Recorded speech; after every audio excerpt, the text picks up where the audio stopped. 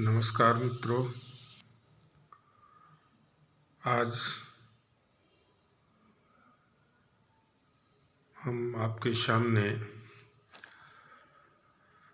1853 का charter act जो आया था उसमें क्या क्या प्रावधान थे उनके विषय में चर्चा करेंगे। 1853 का चार्टर एक्ट, इस अधिनियम में जो बदलाव किए गए वो ये किए गए कि इस अधिनियम द्वारा COD अर्थात निदेशकों की संख्या जो पहले 24 थी उसको घटाकर 18 कर दी गई। इसके बाद विधिक सदस्य को गवर्नर जनरल की कार्यकारिणी का पूर्ण सदस्य बना दिया गया और इसी चार्टर एक्ट के तहत विधि निर्माण हेतु सर्वप्रथम एक 12 सदस्यीय विधान परिषद की स्थापना की गई।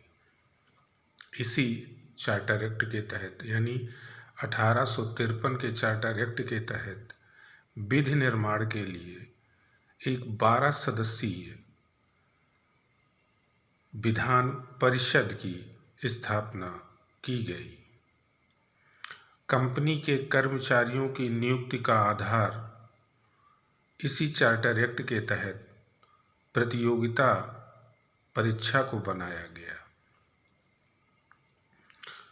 कभी भी एक जो महत्वपूर्ण घटना थी वो ये हुई कि इसमें ये कहा गया, इस 1853 के चार्टर एक्ट में ये कहा गया कि ईस्ट इंडिया कंपनी की गतिविधियों को भारत में कभी भी समाप्त की जा सकती है। यानी ईस्ट इंडिया कंपनी के प्रशासन या शासन व्यवस्था को भारत में कभी भी समाप्त किया जा सकता है। ऐसी ये पहली बार घोषणा की गई।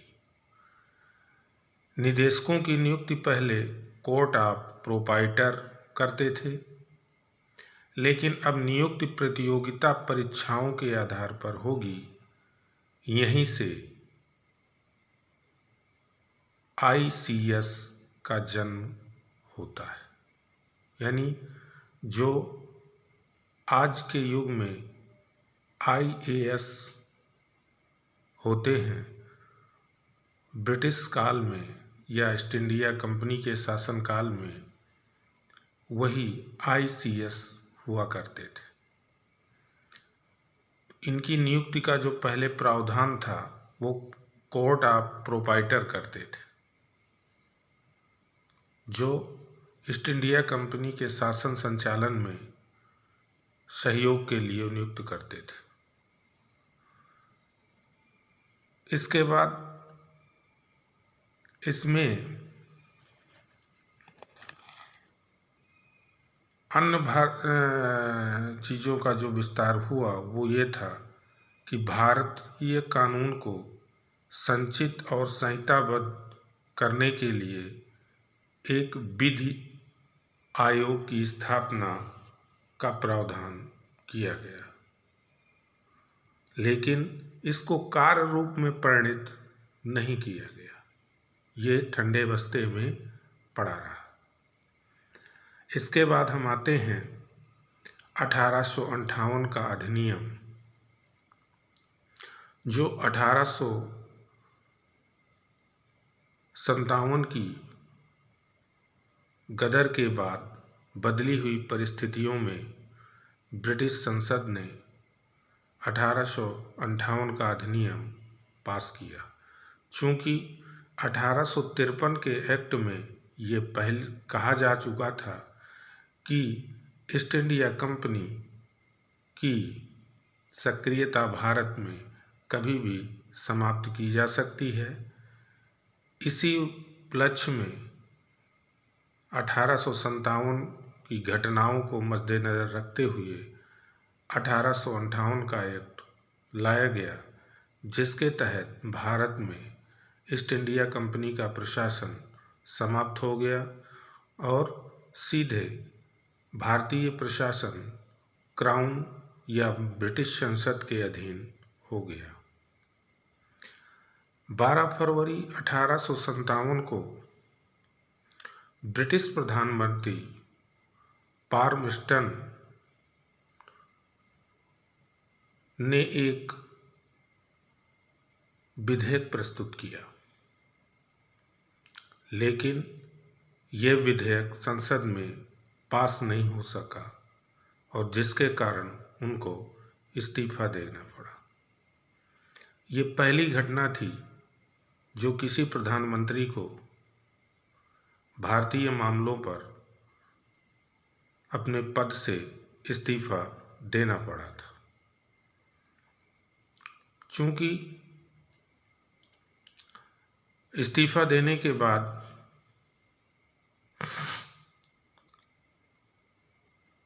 नए प्रधानमंत्री लॉर्ड डर्बी बने और 2 अगस्त 1858 को पुनः वही विधेयक पेश किया गया। ब्रिटिश संसद में वही विधेयक पुनः पेश किया गया। ये विधेयक संसद में पास हो गया और महारानी विक्टोरिया के हस्ताक्षर के बाद यह एक अधिनियम बन गया, जिसको भारत शासन अधिनियम 1858 के नाम से जाना गया। और इसी अधिनियम को दूसरे नाम से जाना जाता है, वो है महारानी का घोषणा पत्र और भारतीय स्वतंत्रता का मैग्ना कार्टा भी इसे कहा जाता है। इसको दिल्ली में दरबार लगाकर 1858 अधिनियम की घोषणा की गई। उस समय भारत में गवर्नर जनरल के रूप में लॉर्ड कैनिंग थे और इसीलिए इनको अंतिम गवर्नर जनरल और प्रथम वायसराय के रूप में जाना जाता है। गवर्नर जनरल के रूप में इस रूप में जाना जाता है क्योंकि ये ईस्ट इंडिया कंपनी के प्रतिनिधि के रूप में कार्य करते थे और वायसराय के रूप में जाना जाने लगा क्योंकि ये महारानी के प्रतिनिधि के रूप में कार्य करने लगे। इसके अंतर्गत क्या प्रावधान थे? नियंत्रक मंडल और निदेशक मंडल के द्वैध शासन को इसमें समाप्त कर दिया गया। यानी नियंत्रक मंडल और निदेशक मंडल जो 2 प्रकार से शासन का संचालन करते थे, जो शासन के 2 केंद्र थे, उनको समाप्त कर दिया गया।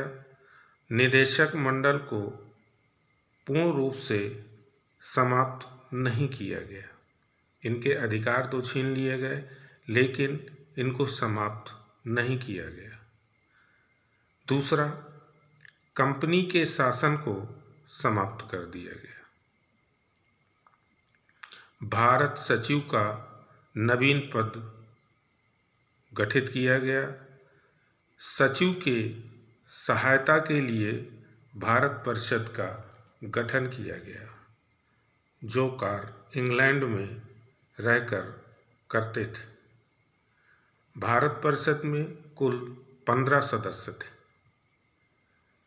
जिनकी नियुक्ति 8 सदस्य ब्रिटिश क्राउन के माध्यम से नियुक्त होते थे और 7 सदस्यों का चुनाव कंपनी के डायरेक्टरों द्वारा किया जाता था।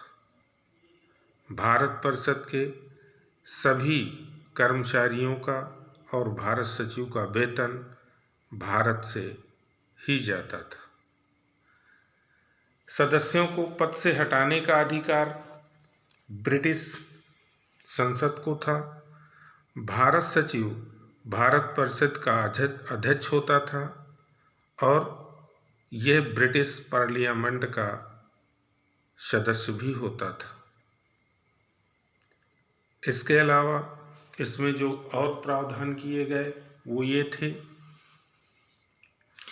कि उन कैदियों को रिहा करने की व्यवस्था भी इस एक्ट में थी जो 1857 की क्रांति में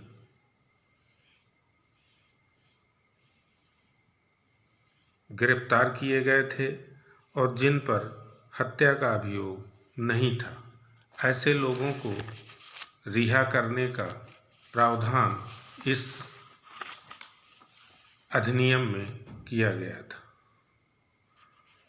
ब्रिटिश सरकार का जो लक्ष्य भारत पर शासन करने का था वह थी कि धार्मिक सहिष्णुता की नीति को अपनाएगा और राज्य का विस्तार नहीं करेगा। भारतीयों के साथ समानता का व्यवहार किया जाएगा। इन सब चीज़ों के साथ 1858 का अधिनियम भारत में आया और ईस्ट इंडिया कंपनी के शासन का अंत हो गया। धन्यवाद मित्रों। अब अगले वीडियो में अगले अधिनियम की बात करेंगे। अगर आपको वीडियो पसंद आए तो इसको लाइक करिए, शेयर करिए और चैनल को सब्सक्राइब करिए, जिससे हमें उत्साह हो और हम आपके सामने नई नई जानकारियाँ पेश कर सकें जो आपके लिए उपयोगी हो। धन्यवाद। शुभ रात्रि।